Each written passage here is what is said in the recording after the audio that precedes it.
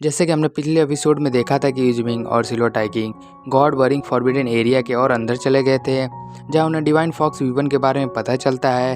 तो वे दोनों उस वीपन को लेने के लिए चले गए थे और उन सब के रास्ते में 4 पावरफुल थंडर डिमन बीस्ट आ गए थे, जिन्हें वो दोनों अपने पावर का यूज़ कर उन सभी थंडर डिमन बीस्ट को हरा दिया था।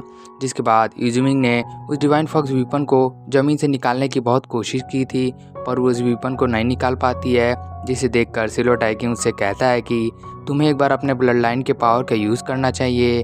तो यूजिंग भी ऐसा ही करती है।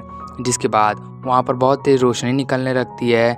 तभी हमने वहाँ पर 9 टेल फॉक्स को देखा था, जिसे देखकर सिल्वर टाइकिंग उसके पास जाता है और उसे देखने लगता है। अब आगे द सिल्वर टाइकिंग एपिसोड 79 की शुरुआत वहीं से होती है, जहाँ सिल्वर टाइकिंग अभी भी उस 9 टेल फॉक्स को देख रहा होता है।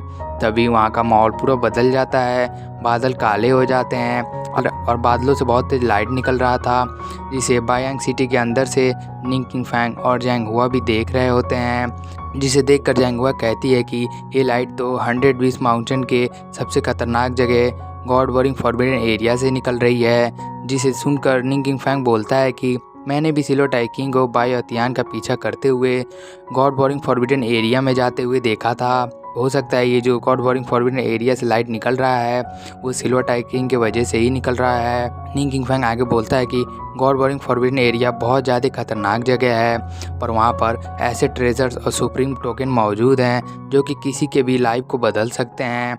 इसलिए मैं वहाँ पर खुद जाकर चेक करना चाहता हूँ।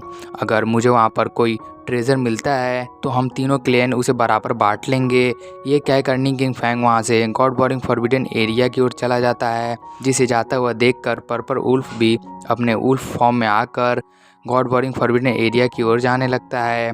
तभी हम साउथिंग और जैंगहुआ को देखते हैं, जो कि लीजुआ और रेड किंग कॉन्ग पर अटैक कर देते हैं। तभी हमारा सीन शिफ्ट होता है और हमें सिस्टर लू और यूजिमिंग, यूनतियानी और लियो बिहाई और उन सब के साथियों और बाकी सोल्जर्स को दिखाया जाता है, जहाँ लियो बिहाई एक चट्टान पर चढ़कर कहता है कि ये लाइट जरूर गॉड वॉरिंग फॉरबिडन एरिया से निकल रही है। जिस पर यूनतियानी बोलता है कि अगर गॉड वॉरिंग फॉरबिडन एरिया में कुछ हुआ है तो इसका मतलब वहाँ पर जरूर कोई सुप्रीम टोकन अपीयर हुआ होगा। लियो बिहाई बोलता है कि हमें याबुजू, याओ लिलिंग और ली सियू लियो और बाकी सब का पीछा करना कंटिन्यू रखना चाहिए, क्योंकि हम उन्हें अपने ह्यूमन टेरिटरी के अंदर नहीं रहने दे सकते हैं, जिससे वो होली सिटी के अंदर फिर से कोई मुसीबत ना क्रिएट करें। तब इंतयानी सिस्टर लू से बोलता है कि वाइज डिन, आप हम पाँचों में से और इस यंगर जनरेशन की सबसे स्ट्रॉन्गेस्ट पर्सन है, क्यों ना आप गॉड वॉरिंग फॉरबिडन एरिया की ओर चली जाइए और हम दोनों उन सभी डीमंस का पीछा करने के लिए चले जाते हैं। जिस पर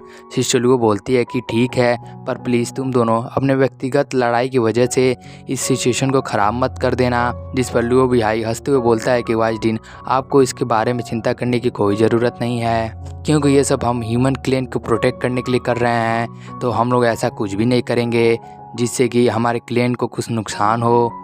जिसके बाद सिस्टर लू और यूजिमिंग वहाँ से गॉड वॉरिंग फॉरबिडन एरिया की ओर चले जाते हैं। जिसके बाद हमारा व्यू चेंज होता है और हम याबुजू और उसके साथियों को देखते हैं, जहाँ याबुजू की आंट कहती है कि क्या ये light God warring forbidden area से निकल रहा है। जिस पर मा जिंगलोंग कहता है कि ये लाइट वहीं से निकल रही है, और वो आगे बोलता है कि भले ही 100 बीस्ट माउंटेन बहुत बड़ा है, पर वहाँ के सबसे इम्पॉर्टेंट प्लेस को 3 मुख्य क्लेन के द्वारा कंट्रोल किया जाता है, पर सिर्फ एक ही जगह है जो कि इन तीनों क्लेन के द्वारा नहीं कंट्रोल किया जाता है, जो कि गॉड वॉरिंग फॉरबिडन एरिया है। जिसे सुनकर याबुजू की आंट याबुजू से बोलती है कि गॉड वॉरिंग फॉरबिडन एरिया में बहुत से सुप्रीम टोकन मौजूद हैं और ये लाइट जरूर किसी टोकन के अपीयर होने की वजह से दिख रहा है।